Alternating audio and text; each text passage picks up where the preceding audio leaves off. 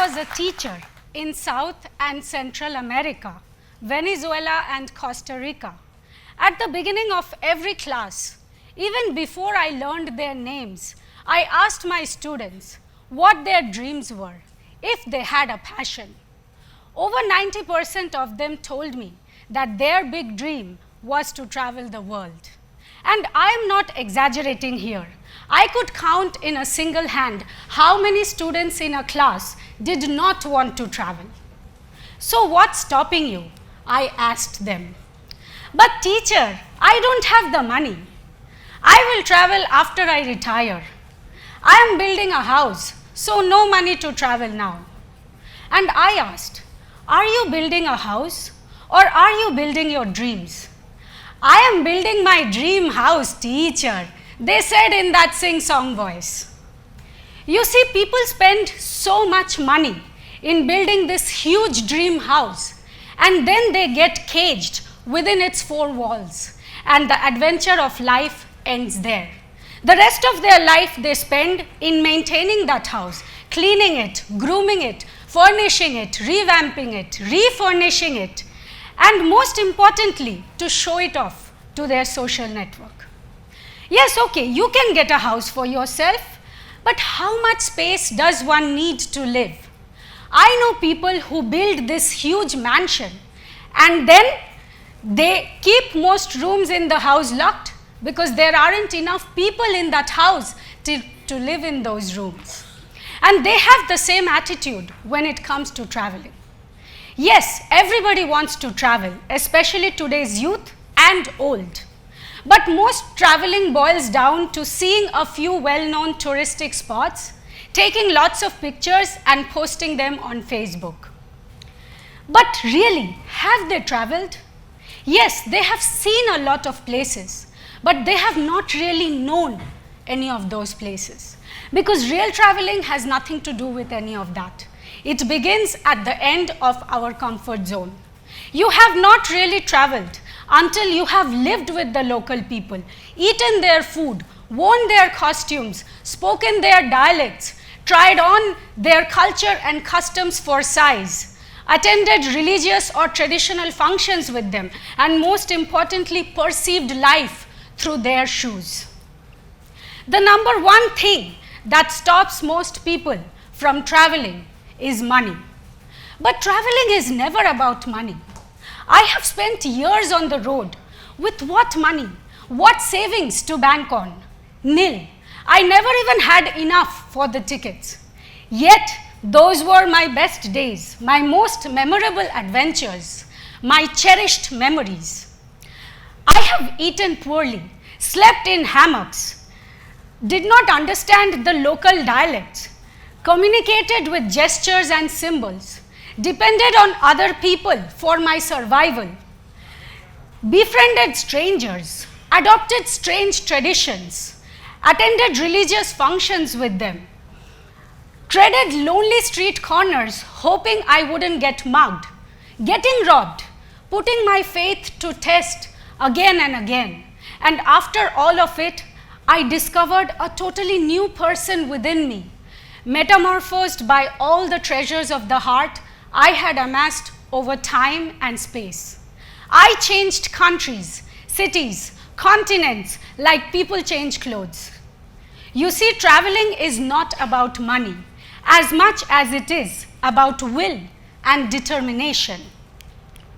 There are two things one needs to travel, to adventure, to really explore the world you were born into: tenacity and audacity. That is, persevere and dare. But I was not always a traveler. I was an ordinary girl coming from a conservative background in Kolkata with ordinary desires, no big dreams really. But one day all that changed for me. I was at my university learning German as a minor, and I had the chance to interact with a lot of German students at my university in Singapore who had come on various exchange programs there. And one day I remember there was this German guy who told me that he had just bought a map of Myanmar. Myanmar? You mean Burma? Why do you have a map of Burma? I asked him, intrigued. I'm going there on vacation, he told me. On vacation to Burma? Who are you going with? I'm going alone. For how long? 3 weeks. Do you know anyone there? I mean, are you going to visit someone there? No, none at all. I was dumbfounded. I could not imagine how someone could just get a map of an unknown land and go to an unknown country among unknown people and expect to have a good time. What would he find there? What kind of adventure is that? I wondered. When he came back from his trip, he showed me pictures from his travels. Instead of showing me pictures of touristic spots, he was showing me pictures of people, of strangers who had invited him to their house, shared their culture and food with him, so he felt at home in a strange land. So many people have apprehensions about doing these kind of travels. What about racism, cultural or language barriers, or safety issues, language, cultural issues? So I honestly feel that racism is something that is only a concept in our minds. It doesn't really exist in reality. It depends on your attitude. How do you approach people that will make them decide how they want to treat you? Do you just keep to your own tribe? Do you criticize other races, cultures, religions? Or do you have the courage to create meaningful connections with strangers? You see, I have been to so many countries and I have never experienced discrimination, not once. Blacks, whites, browns, yellows, grays, and whatever other skin color that exists were all equally welcoming of me everywhere. How is that possible if racism exists? It is the same with culture as with racism. You see, culture adds color to our existence. It creates variety. But some people mistakenly think that somehow their culture is more superior to other people's culture. Not true. It is all just different lifestyles, different ways of looking at life. And if you do not let the differences bother you so much, then you will not encounter discrimination on your path. If you are open to learning, you will grow. And when it comes to languages, I have realized if you even try to speak the language of the country where you are in, 1 word, 2 words, 5 words, people will be extra friendly with you. I remember I was in Germany and I was trying to speak broken German, excruciatingly stringing a few words together to make a grammatically incorrect sentence. And all the Germans around me were like, oh, look at this little Indian girl trying to speak our language, and all their barriers melted. It was the same in Latin America with Spanish, or any other culture for that matter. So here are some of my best self-explanatory travel tips. Travel light, backpack, build tents, travel in groups, travel solo if you want to know yourself. Take up exchange or volunteer programs. ISEC is an organization that allows students to do these kind of foreign internships. Couch surfing. Go and stay in people's house for free in exchange for maybe a lunch or dinner that you buy for them. Airbnb youth hostels if you want to do budget travel. Mitfahrgelegenheit, Uber pool. Travel in someone else's car from one city to another. There are reliable websites that allow you to do these things. Mitfahrgelegenheit is a German word and they have these facilities. Many countries you can get this kind of sharing cars and you travel in groups, and instead of paying 80 euros, you pay 8 euros for one way. That's how you save money. Trust in the unknown.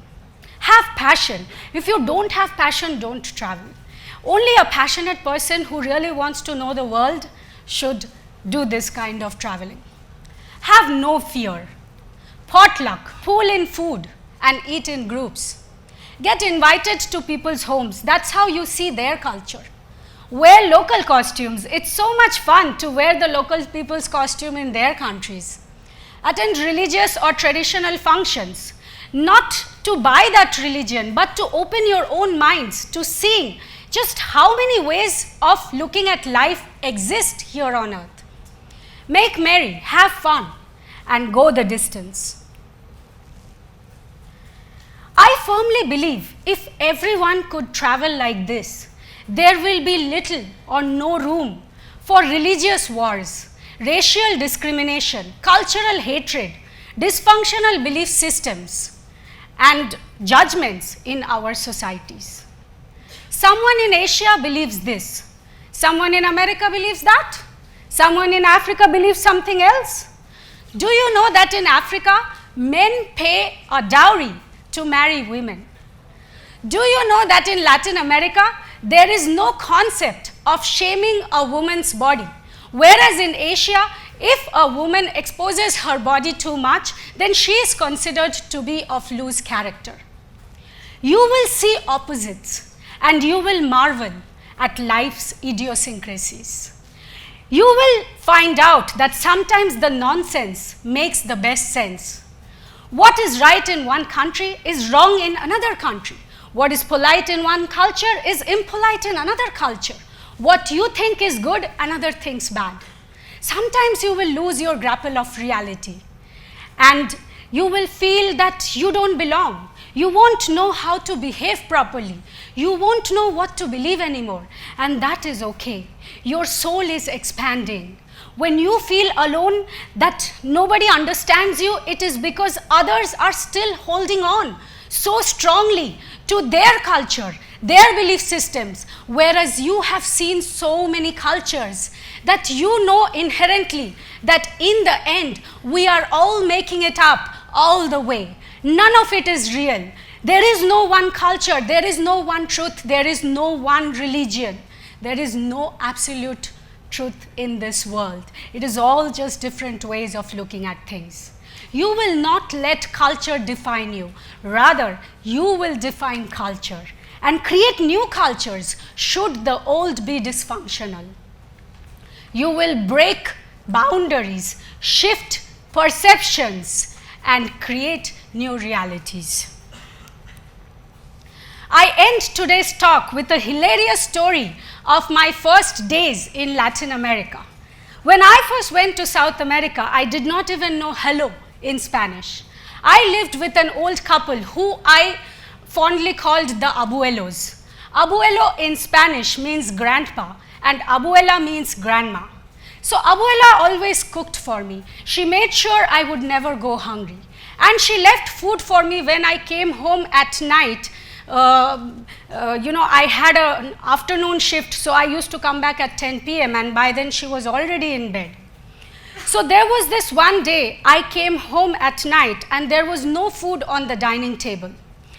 Abuela had already gone to bed, but she heard me enter through the main gate and she shouted my name, Baisakhi, Baisakhi. I rushed upstairs to her bedroom and she started speaking to me. I did not understand anything, but there was one word that she kept repeating, leche, leche, leche. I had no idea what that word meant, but by then I had learned one word in Spanish, which means yes. So I kept nodding my head, saying, sí, sí, sí. And Abuela thought I understood, so reassured she went to sleep. I went downstairs thinking, if grandma had left this food called leche for me, then I would surely find it. I looked on the kitchen counter, I looked on the gas stove, I opened the fridge, I looked again on the dining table, but I could not find this food called leche anywhere. I was tired and I went to bed hungry that night. Early next morning, Abuela barged into my room. I was sleeping, she woke me up and angrily demanded why I hadn't eaten leche the previous night. Oh, so she found out that I hadn't eaten. So Finally, I agreed that I did not understand and I shrugged my shoulders. Leche? Abuela grabbed my hand and dragged me downstairs. She opened a small closet under the kitchen counter. Inside, there was a tin can with milk powder in it.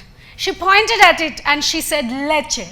And next to it was a plastic container with cornflakes. Oh, so she wanted me to eat cereals last night because there were some guests at home and cooked food had finished. Finally, it all dawned on me in a very comical way that leche meant milk in Spanish. And that's how I learned Spanish. Abuela chattered all the time and she wanted me to listen. And she would even check to see if I understood. If I did not understand, I will just nod my head and say, see, just to show that I understood so she wouldn't cross-question me. But Abuela was very smart. She always knew when I was lying. But it was a white lie. So she pardoned me in my non-understanding anyways. You see, I am not a homeless girl because I have a home in every country I lived. Maybe that's why I always felt that building a house is not as important as traveling the world. Namaste.